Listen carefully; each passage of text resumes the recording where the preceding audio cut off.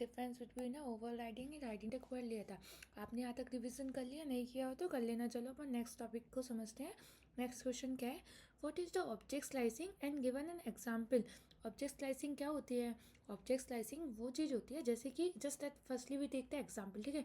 जैसे कि आपने एक लार्ज पिज़्ज़ा लिया, एक स्मॉल पिज़्ज़ा लिया। अब जो आप लार्ज पिज़्ज़ा को स्मॉल पिज़्ज़ा में रखने का ट्राई करोगे, तो स्मॉल पिज़्ज़ा बॉक्स में रखने का ट्राई करोगे तो वो कट जाएगा ना, वही होती है ऑब्जेक्ट स्लाइसिंग। जब जैसे कि पेरेंट क्लास में क्या होते हैं, कम फीचर्स होते हैं, चाइल्ड क्लास में ज़्यादा फीचर्स होते हैं। जब चाइल्ड क्लास पेरेंट क्लास में, जैसे कि यहाँ पे जो चाइल्ड क्लास है उसको पेरेंट क्लास में रखने का ट्राई करते हैं तो क्या होता है, उसके जो फीचर्स है वो कट जाते हैं। यही होता है object slicing. When a derived class object is assign to the base class object, extra data is sliced off, ठीक है, मतलब डाटा लॉस हो जाता है, ठीक है। Now we come to the question number 7, why multiple inheritance cause ambiguity. अब ये बताओ मल्टीपल इनहेरिटेंस कैसे एम्बिग्यूटी कॉज करता है, क्यों करता है। जैसे कि मान लो ये एनिमल क्लास है, ठीक है। अब एनिमल के जैसे कि अपन यहाँ से कोड से एग्जांपल देखते हैं, ठीक है। इसी और यही जो एम्बिग्यूटी प्रॉब्लम होती है ना, इसी को हम डायमंड प्रॉब्लम भी बोलते हैं। ये डायमंड प्रॉब्लम वाला क्वेश्चन है ना, बहुत सारे इंटरव्यूज में पूछा जाता है, आप ध्यान से समझना, ठीक है। जैसे अपने ये डॉग क्लास बनाई, that is a parent class, ठीक है। ये एक कैट क्लास बनाई, ये also this is also the parent class, ठीक है। अब हमने एक हाइब्रिड क्लास बनाई जो इन दोनों को इनहेरिट कर रही है, जैसे कि ये चार्ट में दिख रहा है ना, ये एनिमल क्लास है, ठीक है। इसकी ये डॉग और कैट दो पेरेंट क्लास है। अब ये दोनों को एक हाइब्रिड क्लास इनहेरिट कर रही है, ठीक है। अब जब हमको साउंड क्लास को कॉल करना होगा, अभी हाइब्रिड में विच साउंड क्लास, डॉग डॉग और कैट कौन सी कॉल होगी ना, यही तो एम्बिग्यूटी प्रॉब्लम होती है। अभी इसको सॉल्व कैसे करते हैं ये मैंने बताया हुआ है वीडियोस में, आप कमेंट करके बताना अगर आपको पता हो तो, ठीक है। चलो समझ आया ना कि क्या होती है diamond problem. Parent two parent class have a same function and variable comes gets confused, ठीक है। Compiler gets confused which one to use. Okay, समझ आया ना क्या होता है। Now we come to the next question. Question number 8. Can private method be override?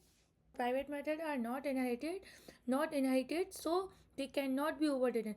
जब हम उसको इनहेरिट ही नहीं कर सकते तो वो ओवरराइड कैसे होगी, ठीक है, समझ आया ना। तो private not visible to child can not be override, can only hide, ठीक है। But protected and public we can override it. Okay, समझ आया ना। Now we come to the question number 9। अब पहले आपको एग्जाम्पल भी देखना है तो ये मैंने लिख रखा है, ठीक है, सिंपलर ही है। Now come to the question number 9। Can an abstract class have a constructor? Yes, abstract class में कंस्ट्रक्टर भी हो सकता है, एब्स्ट्रैक्ट मेथड भी हो सकती है, नॉन एब्स्ट्रैक्ट मेथड भी हो सकती है। Yes, abstract class can have a constructor use to initialize a common data for all drive classes, ठीक है। Why needed? Initialize a common variable, set up a shared resources, called automatically when derived object created। क्या होता है, जब common variable initialise करना हो तब हम इसका यूज़ कर सकते हैं, जब हमको शेयर्ड रिसोर्सेज चाहिए हो तब हम एब्स्ट्रैक्ट क्लास का यूज़ कर सकते हैं। और ठीक है, automatically called automatically when derived object created, और ये ऑटोमेटिकली कॉल्ड हो जाता है क्या, कंस्ट्रक्टर, ठीक है। इसको कॉल करने की ज़रूरत नहीं होती है। अब हमें सुपर कीवर्ड से डायरेक्ट कंस्ट्रक्टर कॉल हो जाता है, जैसे ये सुपर कीवर्ड से कॉल किया है ना, तो ये कंस्ट्रक्टर को डायरेक्ट कॉल करेगा, ठीक है। Now come to the question number 10, that is a memory layout of object with a virtual function.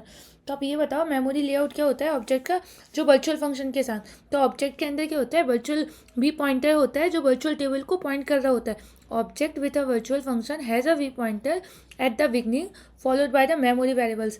क्या करता है, उसमें जो वी पॉइंटर होता है वो जो पॉइंट्स करता है वी टेबल को, लाइक ये वेरिएबल 1, वेरिएबल 2, वेरिएबल 3। तो हम जो एड्रेस स्टोर होते हैं ना जो वर्चुअल फंक्शन के वी टेबल में, तो ये वी पॉइंटर क्या होता है, ऑब्जेक्ट के साथ होता है।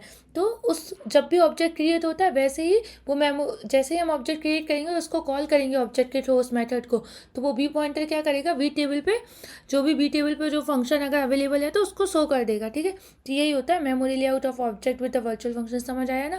क्वेश्चन नंबर 11 से 1 कल डिस्कस करेंगे। Thank you. If you understand so please comment it.